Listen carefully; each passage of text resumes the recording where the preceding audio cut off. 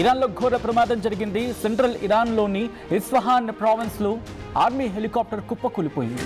ఈ ప్రమాదంలో 2 పైలట్లు సహా మరో 2 మృతి చెందారు. గత వారం హమదన్ ప్రావిన్స్లో ఇరాన్ యుద్ధ విమానం కుప్పకూలిపోయింది. వారం వ్యవధిలోని 2 ప్రమాదాలు అందరినీ షాక్కి గురి చేస్తున్నాయి. అమెరికాతో ఉద్రిక్తతల వేళ ప్రమాదం జరగడంతో అనుమానాలు కూడా వ్యక్తమవుతున్నాయి.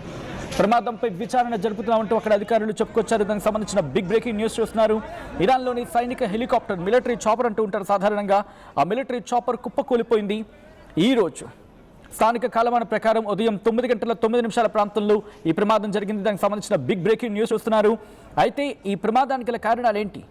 ఎవరైనా కుట్రకోణం దీని వెనకాల ఉందా, లేకపోతే యుద్ధం ప్రారంభానికి సంకేతాలా?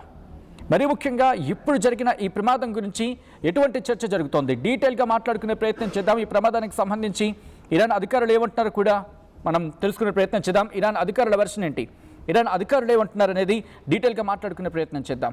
అయితే ఇక్కడ వినిపిస్తున్న మాట ఏంటంటే, ఫిబ్రవరి 24న ఈరోజు జరిగిన ప్రమాదం దాదాపు 9:09 ప్రాంతంలో ఈ ఘటన జరిగింది.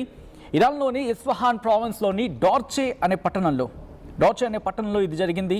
ఇరాన్ ఆర్మీకి చెందిన ఒక హెలికాప్టర్, మరి ముఖ్యంగా ట్రైనింగ్ ఫ్లైట్గా మాట్లాడుకుంటుంటారు. ట్రైనింగ్ ఫ్లైట్ అది ట్రైనింగ్లో ఉంటూ ఉండగా అకస్మాత్తుగా వెళ్ళి ఒక కూరగాయల market, fruit and vegetable market, అది అక్కడ కుప్పకూలిపోయింది. దీంతో ఈ ప్రమాదం ఒక్కసారిగా తీవ్రతరమైంది.